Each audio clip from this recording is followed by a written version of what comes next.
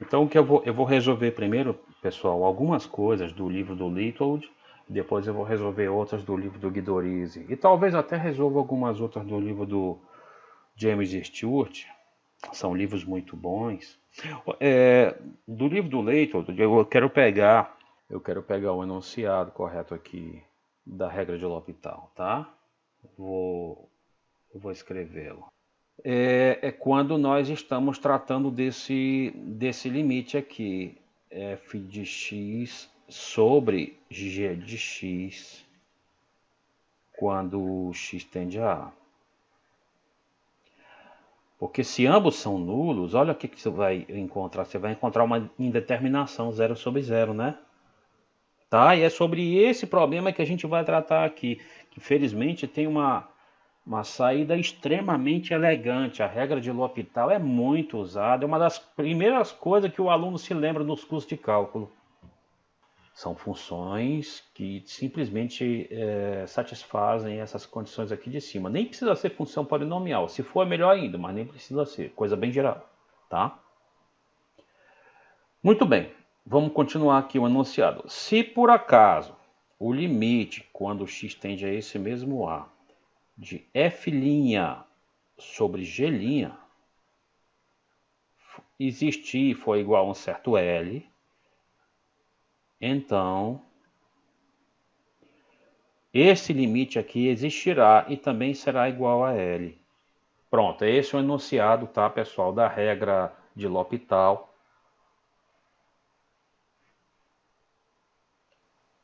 Tá? Bom, esse é o resultado, tá certo?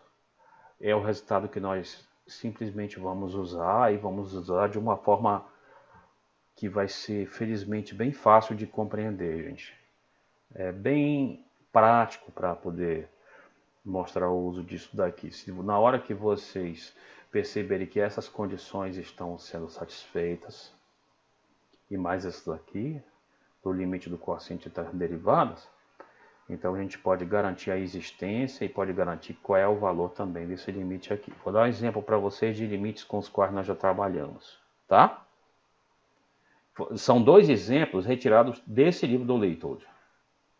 Vamos colocar aqui. Olha como é que funciona. Imagina que você quer calcular esse limite aqui. Ó. Limite quando o x tende a 4 de x2 menos x menos 12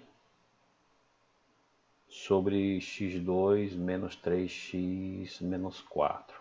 Tá? O problema aqui é justamente esse. Ó, o de cima, quando x tende a 4, é zero. E o limite de baixo, quando x tende a 4, também é zero. Nós encaramos aí uma indeterminação. Eu já mostrei para vocês maneira de você resolver esse limite aqui de outra forma, uma técnica que lhe permite chegar à resposta. Eu vou agora mostrar a técnica de L'Hopital. Tá? Aqui nós temos uma indeterminação teríamos, né? Uma indeterminação do tipo 0 sobre 0. Então deixa eu lembrar para você o que é que nós vamos fazer, pessoal. Nós vamos fazer o seguinte, vamos investigar. Quem é a derivada da função de cima? É 2x menos 1, né? E quem é a derivada da função de baixo? É 2x menos 3. Será que o limite do quociente entre as derivadas existe? Bom, o limite de cima vai dar 2 vezes 4, 8 menos 1, 7. O limite de baixo vai dar 2 vezes 4, 8 menos 3, 5. Existe, portanto, e dá 7 quintos. A regra de L'Hopital diz que, no caso em que você se depara com uma indeterminação 0 sobre 0, se o limite do quociente das derivadas existe, então esse limite existe e será o próprio 7 quintos. Mas o que eu estou mostrando para vocês é algo que se pode usar em caso extremamente geral. Tá? Muito bem, olha isso aqui. Um limite já conhecido por nós. Limite de seno de x sobre x quando x tende a zero. Isso é outra indeterminação do tipo 0 sobre 0. Qual é a maneira da gente fazer? Verificar se elas são diferenciáveis. São, né? Estou verificando as hipóteses do teorema de L'Hopital. Muito bem. Exceto possivelmente no zero. No zero essa coisa nem está definida aqui, né? Mas é diferenciável em tudo que é canto, né? Na verdade, ambas são diferenciáveis em tudo que é canto, né? Outra coisa, a função de baixo tem derivada não nula, né? E, bom, o limite dessas duas funções, infelizmente, é zero, né? Quando x tende a zero. O que a gente faz? A gente indaga sobre as derivadas. A derivada da função seno é cosseno. A derivada da função x é 1. Aí a gente pergunta, será que existe esse limite aqui? Existe, né? Limite do cosseno de x quando x tende a zero. É o cosseno de zero, porque o cosseno é uma função contínua. É o cosseno de zero, que é 1. Esse limite é 1. Portanto, pela regra de L'Hopital, esse limite existe e é o mesmo que estava aqui. Esse limite é 1. É isso que é a regra de L'Hopital, pessoal. Tá? É uma coisa que realmente ajuda muito a gente a tratar com algumas indeterminações, né? Ganhamos um tempo precioso ao usar essa regra. Tá bom? É uma ferramenta muito, muito importante, tá? Professor, Oi, o pode senhor falar. pode citar um exemplo com logaritmo natural nessa regra, para fortalecer um pouquinho mais? Eu posso tentar, cara. Eu vou tentar encontrar um com logaritmo natural, aonde a gente ainda obtenha um quociente zero sobre zero. Eu não sei se eu vou conseguir. Cara, eu acho que eu posso tomar, para atender ao teu pedido, eu acho que eu posso tomar esse limite aqui, ó. Logaritmo de x menos logaritmo de 3 sobre x menos 3. Limite quando x tende a 3. Primeiro, vamos verificar. Você me desculpem caso isso não esteja correto, mas eu acho que vai dar certo para usarmos L'Hopital aqui e atender a tua pergunta. Olha, primeiro que ele envolve logaritmo. Depois, quando o x tende a 3, o de cima tende a 0, né? E o de baixo também. Vamos investigar aqui as derivadas. A derivada dessa função de cima. A derivada disso aqui dá 1 sobre x, a derivada de uma constante é 0, então a derivada lá em cima deu 1 sobre x. E a derivada lá embaixo é 1, felizmente, né? Então isso tudo dá 1 sobre x. Tá? O que é isso aqui, gente? Isso aqui é o quociente entre as derivadas, né? Certo? Muito bem. Qual é o limite desse quociente quando x tende a 3? Isso aqui vai tender a 1/3, né? É isso? Então, deixa eu ver se é isso. Isso. A derivada da função de cima é 1 sobre x, a derivada da função de baixo é 1. A função de cima tenderia a 0, a função de baixo tende também. Agora, o quociente entre as derivadas está tendendo a 1/3, portanto, esse quociente tende a 1/3. Ok? Eu acho que isso aí serviria como exemplo de Sim, aplicação, professor, muito né? obrigado. De nada. Tá? Então, o L'Hopital é um negócio muito atraente, né? E que é uma coisa que parece que é chamada logo na hora que a gente se depara com uma indeterminação do tipo 0 sobre 0, tá? Muito bem, então o que é que a gente vai fazer agora? Isso aqui, esse exemplo daqui e esse de baixo, que eu acabei de mencionar, são exemplos que eu utilizei do LeetCode, né? De aplicação de L'Hopital lá do LeetCode. E agora eu vou usar umas questões do Guidorizi para resolver uns problemas sobre máximos e mínimos. Antes de fazer isso, quero só conversar com vocês. Conversa não, eu vou passar para vocês algumas informações, mas é claro que vocês têm toda a liberdade de me interromper e fazer pergunta, tá? Vou só lembrar para vocês algumas informações aqui. E aí, aqui o gráfico já está desenhado, mas geralmente os problemas são na ordem inversa, né? O que se passa é a expressão da função, a expressão algébrica da função, e através dessa expressão e do estudo do cálculo diferencial, a gente tenta esboçar o gráfico, tenta ver qual é o formato dele. Algumas coisas a gente pode intuir, por exemplo, na equação que nos for fornecida, o termo que não depende de x, ele nos informa o local onde o gráfico cruza o eixo y. As raízes da equação que nos é fornecida nos diriam os lugares eventuais onde o gráfico cortaria o eixo das abscissas. Nesse caso, aparentemente, ela não teria raízes, porque o gráfico não corta e tal, esse tipo de coisa. Aí, uma coisa interessante seria a gente verificar intervalo de crescimento e decrescimento. Aqui está aparecendo, só aparecendo porque eu estou fazendo um esboço bem feio, na verdade. Eu até peço desculpa de vocês, é só para a gente ter uma pequena ideia. Aqui está aparecendo que essa função vinha crescendo antes desse estágio aqui. Aí daqui até aqui no x igual a zero parece que ela... Não, daqui até aqui ela aparenta decrescer.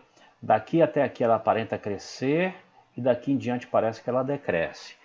Mas como que a gente sabe que como que a gente pode descobrir que essa função se comporta assim? Através da derivada primeira. Lembrem-se, os lugares onde a derivada primeira é positiva são precisamente os lugares em que a função original cresce. Então, quando a derivada primeira é positiva nesse trecho, é porque a função original ela cresce nesse trecho. E nesse trecho aqui a derivada primeira deve ser negativa, né? Aqui também, né? Outra coisa, nesses locais aqui, muito provavelmente a derivada primeira se anula. A derivada primeira se anularia aqui, aqui e aqui, né? A derivada primeira se anularia. Justamente nos pontos onde a derivada primeira muda de sinal. Aqui era positivo, foi para negativo. Aqui era negativo, foi para positivo. Aqui era positivo, foi para negativo. Nesses pontos ela se anula, né? A derivada primeira, geometricamente, é o coeficiente angular, é a inclinação da reta tangente ao gráfico da função. Nesses casos, a reta tem inclinação nula, porque ela tangencia a curva num ponto de máximo ou ponto de mínimo, provavelmente, né? Provavelmente. Aí, para a gente saber se é ponto de máximo ou ponto de mínimo, primeiro você tem que saber se a derivada primeira se anula, como parece ter sido o caso, e aí depois, nesses locais onde ela se anula, você vê o sinal da derivada segunda. Por exemplo, aqui neste local, em que a derivada primeira se anula, a derivada segunda é positiva. É quando você descobre que é por isso que a concavidade está para cima, tá? Nesse outro local, onde a derivada primeira se anula, a derivada segunda é negativa. Por isso que a concavidade aqui está para baixo. Nesse local, onde a derivada primeira se anula, a derivada segunda é negativa também, porque a concavidade está para baixo. Esse ponto, como vocês estão vendo, ponto de máximo relativo, ponto de mínimo relativo, ponto de máximo relativo, né? O desenho mesmo já fala, né? Tá? Então, os pontos onde a derivada primeira se anula dizem para nós os candidatos a pontos que seriam de máximo ou de mínimo, pontos críticos da função, tá? E nesses pontos você investiga o sinal da derivada segunda, nesses locais. Se a derivada segunda nesse local, num desses locais, for negativa, é porque a concavidade naquele local ela está para baixo. Então, naquele local, com certeza, você tem um ponto de máximo relativo e assim por diante. Tá bom? Há locais, entretanto, em que o sinal da derivada segunda é modificado. Tá?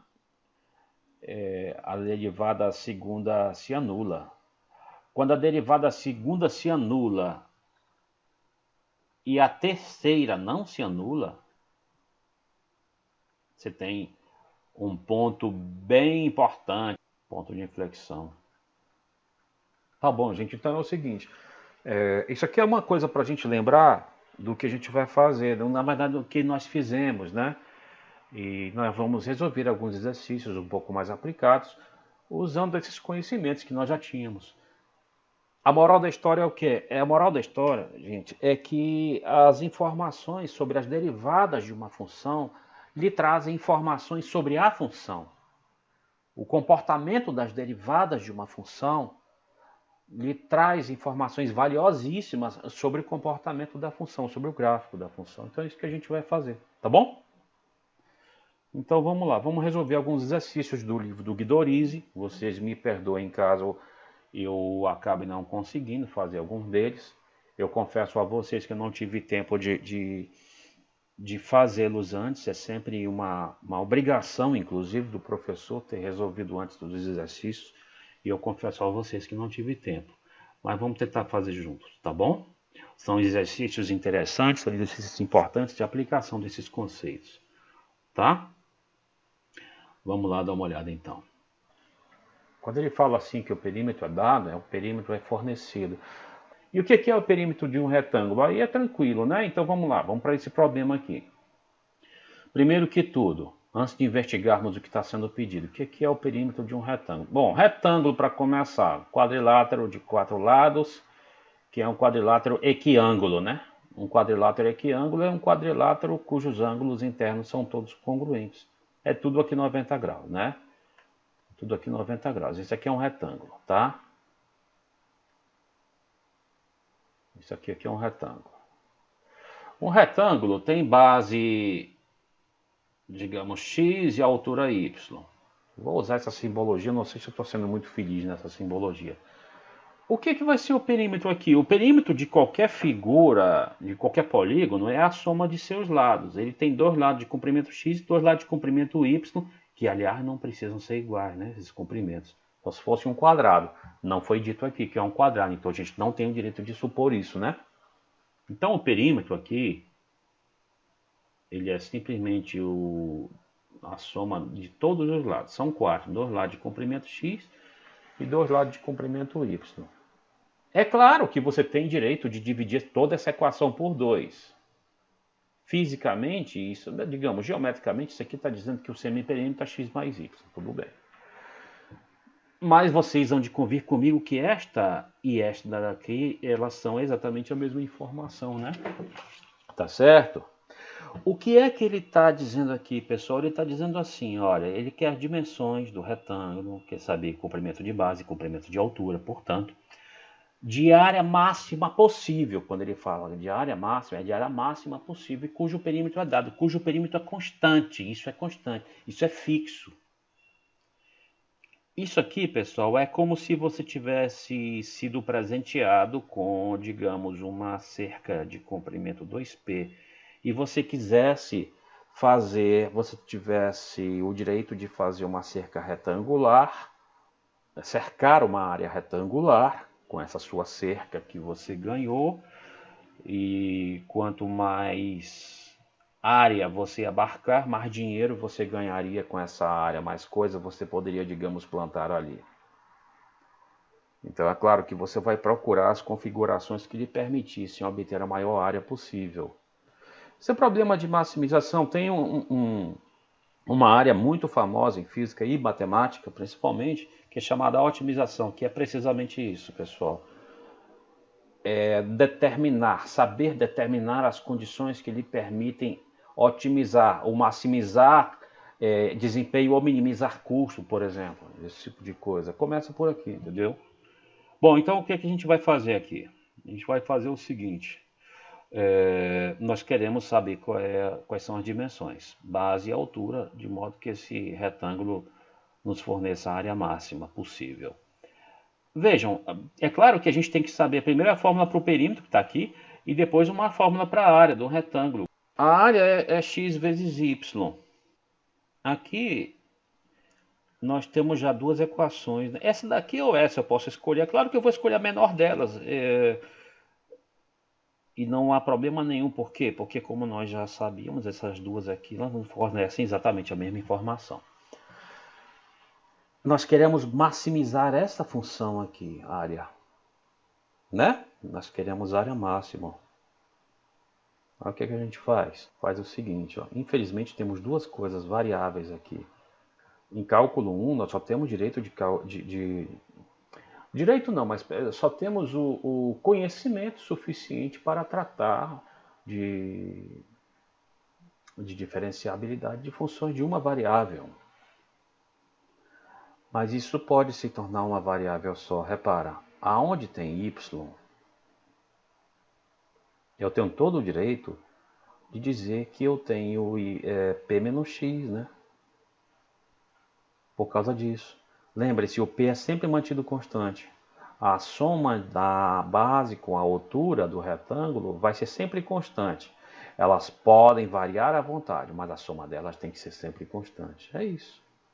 Então, onde tem y, eu tenho o direito de chamar de p menos x. Aí isso fica ótimo para a gente fazer, porque veja, esse s vai ser x vezes o y, que é p menos x. Lembrem-se, p é constante. Então, felizmente, não é nada que ia nos complicar a vida. Então, s, que vira felizmente apenas uma função de x, vai ser px menos x ao quadrado. Trata-se, portanto, de você maximizar essa função, de você verificar quais seriam os valores de x e y, de maneira que essa função assumisse, função área, assumisse o valor máximo. Aí, a partir daqui, você pode dizer, professor, mas agora eu não preciso mais nem de cálculo diferencial, não preciso mais derivar nem nada. E você tem razão se você falar isso. Porque se você percebeu que isso aqui te dá o gráfico de uma parábola e você sabe encontrar o ponto que te dá o máximo, né, o vértice da parábola e tal, você até consegue. A gente até faz isso daqui a pouco. Não, bora fazer agora. Não custa nada. Bora fazer esse negócio agora. Bora fazer aqui. Isso aqui, como eu falei, dá uma parábola. Uma função polinomial do segundo grau, né, gente? As raízes dessa parábola são 0 e p. Eu acho, é 0 e p. Essa parábola tem concavidade voltada para baixo, né, gente? Esse aqui é o x, esse aqui é o y, que nesse caso é o s, né? O y não é f de x, nesse caso o y é s de x. Aqui o y. E aí, o que é que você faz? Lá no ensino médio, e até no fundamental isso é fornecido também, ele te dá as coordenadas do vértice da parábola, que você sabe que nesse caso é um vértice de ponto de máximo, é o maior valor possível que isso aqui ocorre, né? Nós queremos o maior valor possível, tem que ser esse topo, né? Qual é o valor do x que fornece o ponto de máximo? Se vocês estão bem lembrados, isso daqui é fornecido por menos b sobre 2a. Quem é esse b, quem é esse a? É aqueles caras que aparecem aqui na função polinomial do segundo grau, né? Nesse caso, pessoal, o nosso a é menos 1, o nosso b é p e o c é 0, né? Então, no nosso caso, menos b sobre 2a vai dar menos p sobre menos 2, né? Ou seja, vai dar p sobre 2. Quem é p sobre 2? É a abscissa desse vértice, é o x que nos fornece o maior valor possível, né? Para quem? Para S, né? Certo? Então, você encontraria x igual a p sobre 2. Aí, claro, temos que encontrar o y. Como? Aí você pode pensar que, por exemplo, pode aplicar esse valor de x aqui, aí tu encontra o y. Aí pode também... olha aqui, ó. Como a soma do x com y é p, então é claro que o y também deverá ser p sobre 2. Qual é a conclusão, pessoal?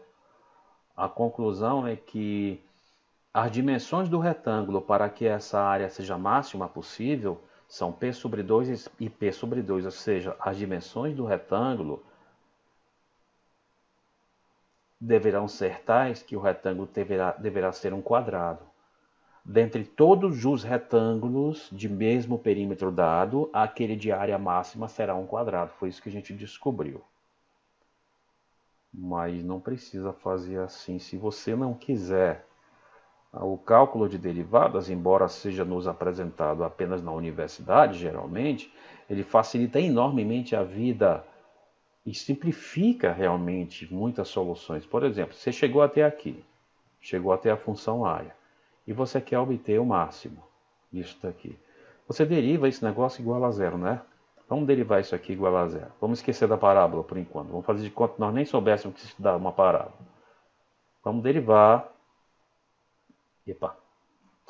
Vamos derivar isso aqui e igualar essa derivada a zero. Quem é a derivada disso aqui, gente? A derivada de p vezes x é p, a derivada de x ao quadrado é 2x, né? Então você derivou e igualou a zero. Quem deverá ser o x para que isso aconteça? Se p menos 2x é zero, é porque o x deverá ser p sobre 2, né?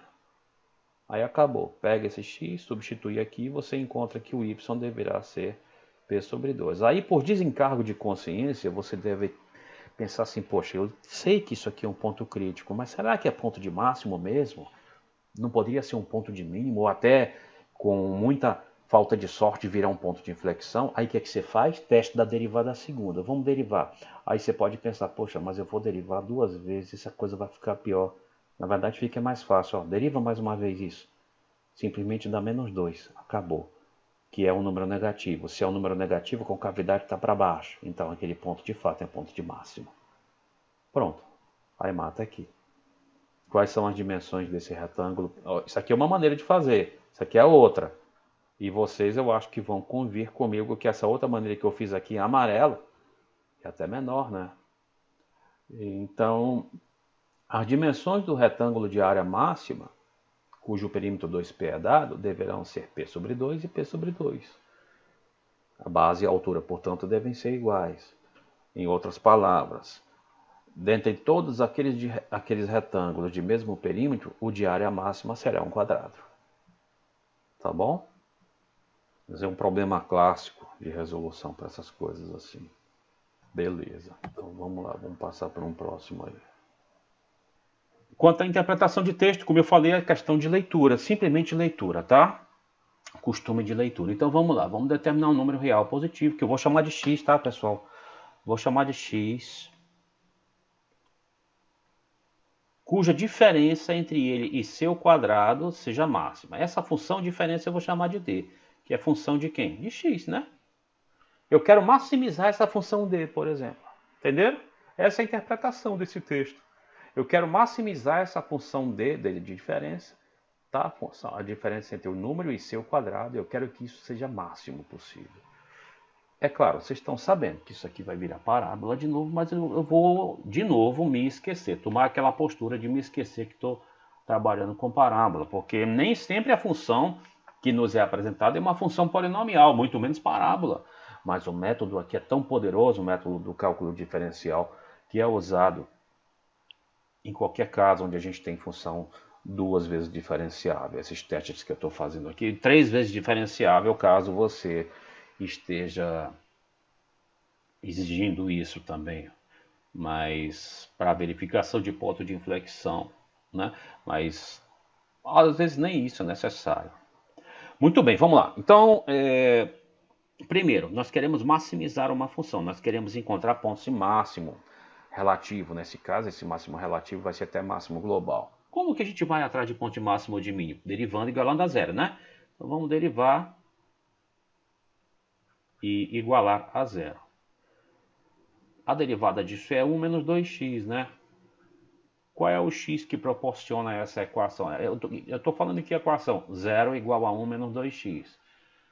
Vai ser 1 meio, né? X igual a 1 meio é o x que anulará esta derivada. Claro, se você substituir o x por 1 meio aqui, isso vai dar zero. É isso que nós queremos. Então, na abscissa x igual a 1 meio, nós temos um candidato para ponto extremante, máximo ou mínimo. Aí vamos logo tentar saber o que seria esse ponto. Seria máximo ou mínimo de fato? O que a gente faz? Derivada segunda. O que é a derivada segunda? É a derivada da derivada primeira. Nesse caso é simplesmente menos 2, que é negativo. Negativo significa que a concavidade da função está para baixo. Então é um ponto de máximo realmente, né? Máximo relativo, certo? Que número é esse real positivo, cuja diferença entre ele e seu quadrado é máximo? Tá aqui o cara. Acabou. É só isso. Então, quer dizer, pessoal, uma questão às vezes de interpretação já mata o problema inteiro. Tá?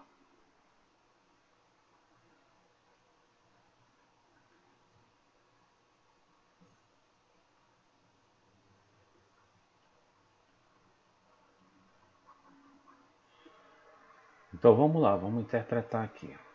A soma de um número com o inverso de seu quadrado. Essa função eu vou chamar, sei lá, chamar de f. É essa função que eu quero minimizar. Agora nós não temos mais uma função polinomial, pessoal. Pode dizer que isso aqui é do segundo grau? Talvez até possa, mas ia forçar um pouco a nomenclatura. Não é uma função polinomial. Com certeza o gráfico não vai ser mais parábola, não vale mais aquele menos b sobre 2a, menos beta sobre 4a. Nós temos de recorrer ao recurso geral, o que funciona sempre, sendo polinomial ou não, o caso da ferramenta diferencial, né?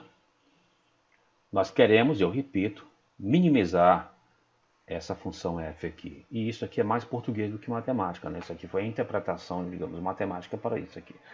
Muito bem. Nós queremos saber que valor de x faz com que esta soma seja a mínima possível. Então, o que a gente faz? Como sempre, vamos derivar esse negócio, tá?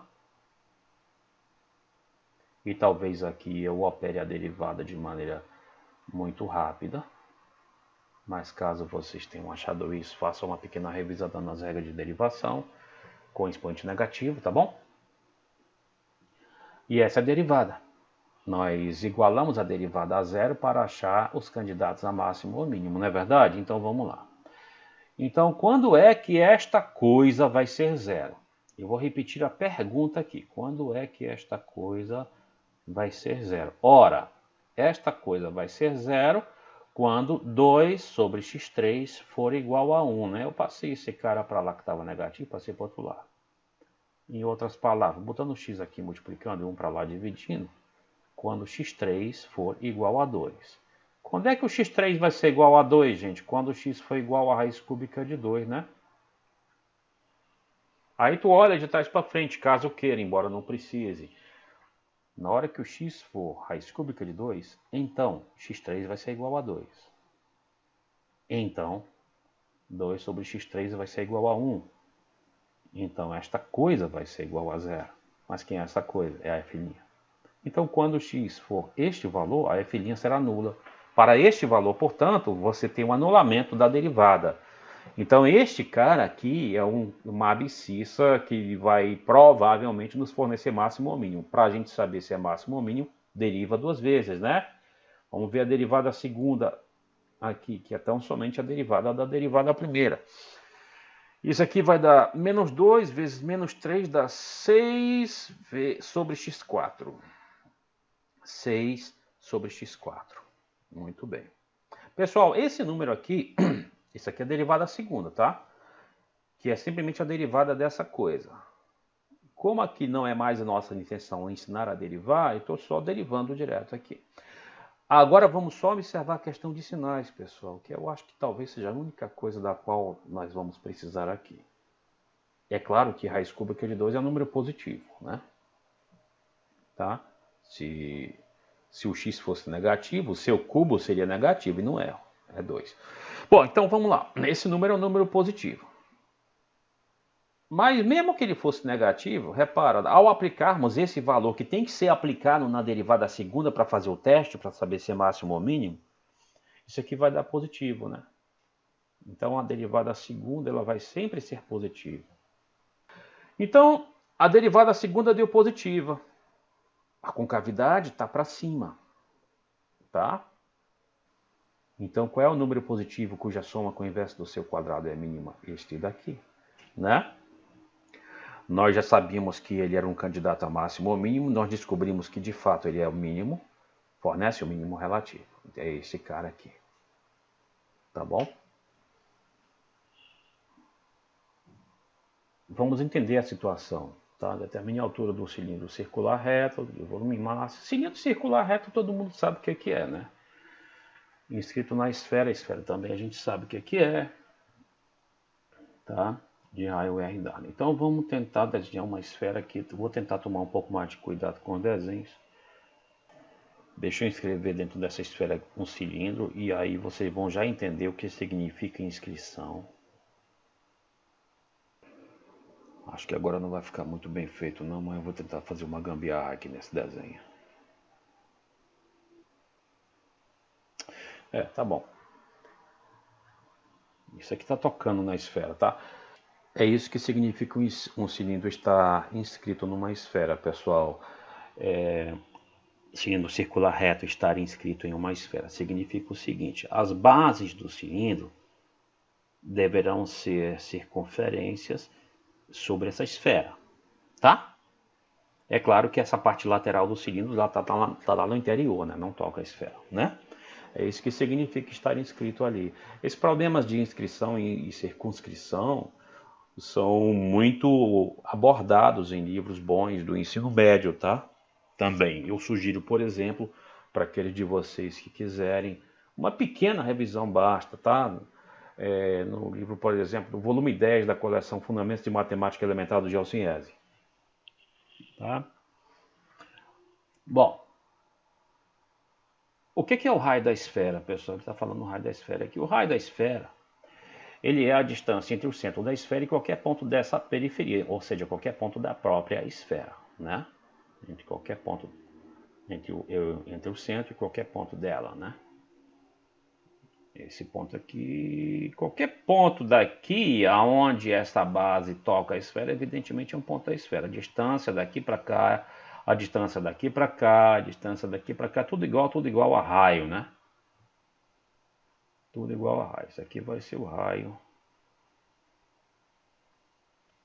da esfera. E é importante aí, claro que é importante, a gente não confundir o raio da esfera com o raio da base do cilindro. Deixa eu colocar um eixo aqui. Talvez nem precisemos colocar um eixo, pessoal. Mas ele é só para me ajudar no desenho, tá? Reparem que esta coisinha aqui, que eu vou chamar de Rzinho, é o raio da base do cilindro, que deve ser evidentemente diferente do raio da base da esfera, do raio da esfera, né? Tá? Esse é um triângulo retângulo. Isso daqui é a altura do cilindro e vai ser preciso a gente usar uma simbologia para ela, porque vejam, o enunciado parece que fala da altura do cilindro, né? O enunciado fala da altura do cilindro aí. Então isso aqui vai ser a altura H. O que está acontecendo, pessoal? Essa esfera tem raio dado, ou seja, é uma esfera fixa. É uma esfera que não cresce nem decresce de tamanho. Mantém-se com o mesmo tamanho. Quem está variando ali dentro é o cilindro que está inscrito nela. Você, ora, pode ter um cilindro bem gordão inscrito nela, ora, pode ter na mesma esfera um cilindro bem fininho aqui. E a pergunta que se faz é que configuração desse cilindro dentro dessa mesma esfera nos forneceria volume máximo. Faz muito sentido, né? É um problema realmente de otimização. É isso que esse enunciado está buscando, pessoal. Tá? Opa, apaguei o H. É isso que esse enunciado está buscando. Mas é claro, vocês sabem que para começo de conversa não dá para resolver um problema desse tipo se você não souber qual é a fórmula para o volume de um cilindro, né? O volume de um cilindro é produto da área de um cilindro circular reto, né? Mas de um cilindro é a produto da área da base pela altura. A área da base é a área desse círculo, que é πrzinho quadrado, né? Pela altura. Então, πr2h é o volume do cilindro. O chato, pessoal, é que, como eu falei, esse cilindro ele pode ser mais gordinho e, portanto, um pouco mais baixo, ou pode ser mais magrinho e, portanto, um pouquinho mais alto. Sempre, entretanto, de forma que ele esteja inscrito nessa esfera. Mas esse aqui é o problema, veja, se esse cilindro fica mais gordinho e mais baixo, ou mais magrinho e mais alto, está variando tanto o raio da base quanto a altura, vocês vão de convir comigo, né? Infelizmente, são duas variáveis. Como é que a gente pode transformar isso em uma função de uma só variável? Aqui, o volume do cilindro está, infelizmente, em função de duas variáveis, como até deve ser, mas infelizmente porque nós no cálculo 1 ainda não sabemos trabalhar com o cálculo do diferencial de duas variáveis. O que, que a gente vai fazer? Olha só para isso aqui. Isso é um triângulo retângulo, né? Isso daqui eu acho que vocês saberiam me dizer quem é. Pode usar Pitágoras para fazer isso aqui, claro, pode e deve, mas você pode convir comigo também que esse negócio, esse comprimento que eu peguei aqui é metade da altura do cilindro, né? Metade da altura do cilindro, metade da altura do cilindro, não é verdade? Então, você tem uma relação aí bastante importante, ó. Vamos usar Pitágoras aqui. Vamos usar Pitágoras aqui. O quadrado do raio da esfera, que felizmente é constante, igual ao quadrado do Rzinho mais o quadrado do H sobre 2, que dá H2 sobre 4. Ok? Aí, pessoal, olha o que, que eu vou fazer. Aí você tem todo o direito de... Primeiro que você tem a possibilidade agora de, com auxílio dessa equação, reescrever esse volume como função de apenas uma variável, R ou H. Como é que você faz isso? Usando essa equação aqui de baixo. Ó. Quem é o V? O V é π vezes o quadrado do R. Onde tem o quadrado do R, eu sei que eu posso colocar agora isso. Vai ser Rzão quadrado menos H2 sobre 4. Quem é isso? Eu repito, era o Rzinho quadrado, né? Π é Rzinho quadrado vezes H é o volume. Então isso aqui vai ficar o quê? Nós vamos acabar obtemos já, que o volume agora foi dado tão somente em função do Rzinho. E vai ser π vezes esta coisa. Quem é essa coisa aqui? Rzão quadrado, deixa eu colocar aqui entre parênteses, Rzão quadrado vezes Hzinho, menos Hzinho ao cubo sobre 4, né? Essa, pessoal, é a expressão para o volume desse cilindro em função apenas do seu raio. Ou em função apenas da sua altura, perdão, né? Tá bom, aí agora o que, que a gente vai fazer? Vamos dar uma olhada no que está sendo pedido. Reparem que eu não estou muito preocupado com o que está sendo pedido no momento, e eu estou mais preocupado em sair interpretando tudo aquilo que eu puder como enunciado antes dele pedir, antes dele solicitar alguma coisa. Olha, aproveitamos a expressão para o volume, interpretamos a ideia da inscrição de sólidos aqui para poder encontrar essa relação através da qual nós podemos expressar o volume em função de uma só variável. Agora bora ver o que está sendo pedido. A gente quer que esse volume seja máximo. Está aqui a expressão para o volume. Nós queremos maximizar esse negócio. Maximizar, para maximizar ou minimizar, a gente sabe o que a gente tem que fazer. A gente tem que derivar e igualar a zero. Então vamos derivar esse negócio, igualar essa derivada a zero e ver que valor de R proporcionaria isso. Então vamos lá, vamos derivar. A derivada de uma constante por uma função, nós sabemos que é a constante pela derivada da função. Então aqui eu estou apenas, no momento, indicando que estarei derivando isso. Então vamos derivar esse negócio aqui. Então, isso aqui vai dar π vezes a derivada disso. Com respeito a H, a V de H, perdão, né, pessoal? Ele está sendo expresso em função do H, me perdoem. Então vamos lá, vamos derivar em função do H isso aqui. Ó. Vamos lembrar, esse Rzão era constante. Então aqui vai ficar Rzão quadrado menos a derivada disso, que é 1/4 de 3H2. Então fica 3H2 sobre 4. Pronto, derivei. Agora vamos lembrar, essa derivada tinha que ser zero, né? Tinha que ser zero. Tá bom, agora vejam. nós temos aqui um produto de dois números que dá zero. Ou o primeiro deles é zero, coisa que a gente sabe que não, porque o π não é nulo. Ou o outro é zero. Então é isso aqui que é zero. Então vamos lá. Vamos trabalhar com esse fato. Esse negócio que é zero aqui. Então, R2 menos 3H2 sobre 4 é zero. Mas dizer isso é a mesma coisa que dizer que R2 é igual a 3H2 sobre 4. Repare que a gente vai acabar encontrando um valor para o H. 3H2 vai ser igual a 4R2. Portanto, o H2 vai ser igual a 4R2 sobre 3. Tá bom, agora vamos lá. Eu quero o H, não quero o H2. O H, portanto, vai ser raiz disso. Raiz de 4 é 2, raiz de R2 é R, raiz de 3 eu não sei, é raiz de 3. Então, H é isso, 2R sobre raiz de 3. Ou racionalizando, caso você queira, R raiz de 3 sobre 3. 2R raiz de 3 sobre 3. Tá bom, eu vou copiar aqui em cima esse valor do H encontrado. Esse valor do H encontrado, pessoal, é um valor do H para o qual a derivada primeira é zero. Derivada primeira de que função? Derivada primeira da função volume. Né? Derivada primeira dessa função volume. Este, eu repito, é o valor de H que anula essa derivada primeira.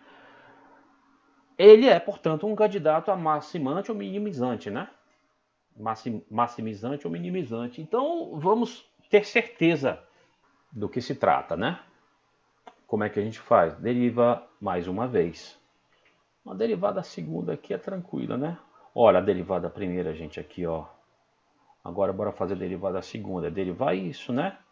Derivar isso. Vamos derivar esse negócio aqui. Vamos derivar mais uma vez. Essa derivada segunda, V2', vai ser quem? Π vezes a derivada do que está aqui. Derivada de uma constante é zero. Isso aqui vai ser menos 3 quartos, né? Derivada de uma constante por uma função em a constante pela derivada da função. Tá bom? Bom, não precisamos, mas não custa nada ajeitarmos esse cálculo aqui. Aqui vai dar menos 6 quartos, que vai dar menos 3 meios. Então fica menos 3π sobre 2 vezes H. Um número negativo vezes H. Pessoal, o H era positivo, né? E aqui nós obtivemos um número negativo vezes o H que era positivo. Portanto, nós obtivemos um número negativo. Para quem? Para a derivada segunda. Então, neste ponto em que a derivada primeira era zero, a derivada segunda, neste ponto, ficou negativa, com cavidade para baixo. Ponto de máximo relativo. Nós queríamos maximizar o volume? Só para me lembrar se era isso mesmo que a gente queria. Nós queríamos maximizar o volume. Então, nós temos agora certeza de que se trata aquilo mesmo, de um volume máximo possível. E nós queríamos encontrar o valor de H necessário para que o volume fosse máximo. Está aqui o cara. Em função daquele R, olha, que era constante. Tá bom? Em função daquele R que era constante. Tá legal? Alguma pergunta, pessoal? Algum comentário? Alguma coisa? Você pode encarar um tipo importante de problema também, que seria o seguinte: esboce o gráfico de determinada função. Ele dá só lá a equação, né, definitora da função, e você tem que esboçar o gráfico. Nesse caso, repara, você não sabe nem se tem máximo ou mínimo, entendeu? Você não vai saber a priori se tem máximo ou mínimo. Aí você vai ter que fazer as investigações mediante derivada primeira, derivada segunda, esse tipo de coisa, para saber se vai ter ou não máximo ou mínimo. Eu vou te dar um exemplo bem simplesinho aqui, inclusive que vocês já viram, que apesar de ser uma função cuja expressão é curtinha, ela não vai admitir máximo ou mínimo. O gráfico desse negócio é isso aqui, ó. Muito mal desenhado, mas é um troço assim. Não tem máximo nem mínimo. Cada vez esse negócio vai se aproximando mais do zero sem nunca tocar. Por aqui também. Cada vez esse negócio se aproxima mais do infinito e do menos infinito sem nunca tocar. Não há um ponto de máximo ou de mínimo aqui.